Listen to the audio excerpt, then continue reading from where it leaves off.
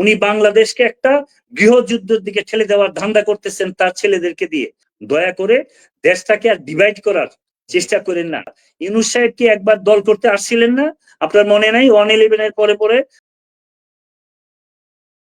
আপনি আফসারী সাহেব অনেক সুন্দর করে অনেক কথা বলেছেন। আসলে সংগঠনটা উনি করেছেন কতদিন আমি জানি না, এই দলের নামটাও আমি শুনি না, আজকেই শুনলাম।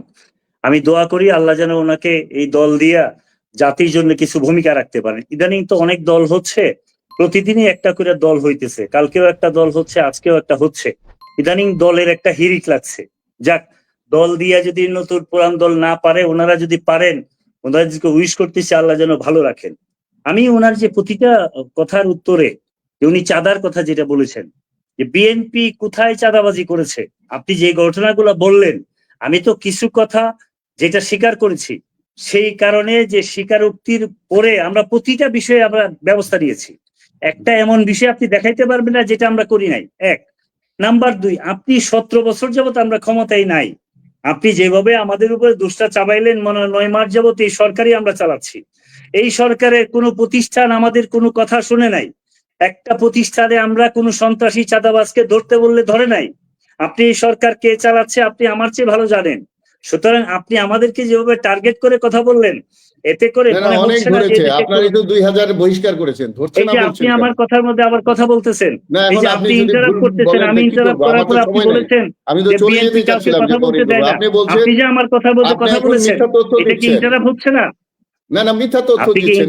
আমি তাহলে চলে যাই, আমি পরে শুনে নেব। আমানুল্লাহ আমাকে একটু ছেড়ে দিলে ভালো হয়। ধন্যবাদ আপনাকে। আমি যে কথাটা, ঠিক আছে, ধন্যবাদ আপনাকে। আপনি চলে যান, পরে আপনি শুনে নিয়েন, আমি তাহলে বলছি। উনি এই কথাটা যেটা বলেছে এই সরকারের পক্ষে, বিশেষ করে এনসিপি এবং সরকারকে যেভাবে আলাদা উনি করছেন, এটা তো আলাদা কোনো দল না, আলাদা কোনো বিষয় না। এনসিপি এই সরকারেরই পার্ট, এই সরকারই এটা সৃষ্টি করেছে এবং ডক্টর ইউনূস এটা সৃষ্টি করেছে। এনসিপির সমস্ত দায় দায়িত্ব বহন করতে হবে। একবার এই আফসারী সাহেবকে শুনতে পারলাম না, আমি যে 311 কোটি টাকার চ্যালেঞ্জ করলাম, উনি একবারই কথাটা বলে নাই। ওনার কাছে 311 কোটি টাকা যে চুরি হয়েছে এটা কোনো বিষয়ই না। আমার কাছে মনে হয়েছে এই ছেলেরা যে চুরিতে নেমেছে, উনাদের মতো কিছু মানুষ যারা নতুন করে দল সৃষ্টি করতেছে এবং নতুন করে আলোচনা করতেছে, আলোচনায় আসার চেষ্টা করতেছে, ওনারা এই কাজটা সৃষ্টি করে দিচ্ছেন। এই ছেলেদেরকে ধ্বংসের পিছনে উনাদের মতো কিছু লোকজনের একটা বিশাল ভূমিকা আছে। ডক্টর ইউনূস যেমন ভূমিকা নিয়েছেন, এই ভূমিকাটা ওনারা নিচ্ছেন। এই জন্য ওনারা নতুন নতুন দল করতেছেন। ওনারা আমাদের 31 দফা কর্মসূচি দেখেন নাই, ওনারা আমাদের কোনো কার্যক্রম দেখতেছেন না। তারেক রহমান সাহেব প্রতিবার কথা বলেছেন 17 বছর আগে আমরা কি করেছি। যদি 17 বছর আগে আমরা কিছু ভুলও করে থাকি, কথার কথা যদি ধরে নেই, 17 বছরে আমরা কি পরিবর্তনশীল না? আমি তো চ্যালেঞ্জ দিয়ে বলতে পারি, তারেক রহমান সাহেব দেশে ফিরে আসার পরে এই দেশের যে পরিবর্তন উনি করবেন, এটা আফসারী সাহেবরা কল্পনাও করতে পারেন না। ওনারা কল্পনা যেহেতু করতে পারেন না, এই জন্য ওনারা 1 মাসের আন্দোলনের সাথী। 1 মাসের আন্দোলন করতে খুব মজা।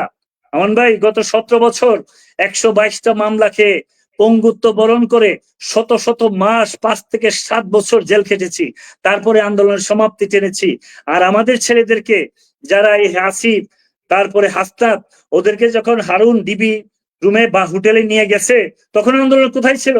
ঢাকা বিশ্ববিদ্যালয় বন্ধ হয়ে গেছে, ওরা কোনো আন্দোলন করে নাই, প্রত্যাহার করেছে। ওরা তখন বলেছে কুঠার যে আন্দোলন হয়েছে আমরা সেটা মেনে নিয়েছি, আমাদের আন্দোলন সাকসেসফুল হয়েছে। আমরা বলেছি 1 দফায় 1 দাবি, হাসিনা তুই কবে যাবি? হাসিনার পতন না হওয়া পর্যন্ত আমাদের ইনস্ট্রাকশন ছিল আমরা মাঠ ছেড়ে যাব না। আমরা যাই নাই, আমরা টোটাল নেতৃত্ব দিয়েছি। এই বাচ্চা ছেলেরা 1 মাসে যদি হাসিনাকে ফেলে দিত, আর আপনারা যারা বলতেছেন যে আফসারী সাহেবরা 1 মাস আগে নেমেছে, যে 1 মাস আগে নেমেছে, কোন মাঠে? এই জুলাইয়ের আন্দোলনের প্রতিটা পিকচার যদি আপনাকে পাঠায়, আপনি দেখেন যে শহীদ মিনার ঘেরাও করা হয়েছিল, সেই শহীদ মিনারে আমাদের হাজার হাজার নেতা কর্মী এই আসিফরা সামনে বসেছিল, আমরা ঘেরাও করে রেখেছি। প্রতিটা মুড়ে, যাত্রাবাড়িতে আপনি দেখেন, আপনি রামপুরাতে দেখেন, মোহাম্মদপুরে দেখেন, আর সারা বাংলাদেশে আপনি। তাহলে আমরা যদি আন্দোলন না করতাম, তাহলে এনসিপি যে এখন মুভমেন্ট করছে, ওনাদের লোকজন কোথায়? বারবারই বলছেন যে আমরা আন্দোলনের সাথে সম্পৃক্ত না, এই জন্য আমি প্রশ্নটা আমরা কোন কথাই বলেছি? উঠার আন্দোলনের সাথে আমরা সম্পৃক্ত ছিলাম না, কিন্তু আমাদের 1 দফা দাবি হাসিনাকে বিদায় করার আন্দোলন তো আমরা করে যাচ্ছি এবং আমরা ফিনিশিং দিয়েছি। নির্বাচনে আমরা বর্জন করেছি, বর্জনের মধ্য দিয়ে তো হাসিনার অর্ধেক আমরা শেষ করে দিয়েছি।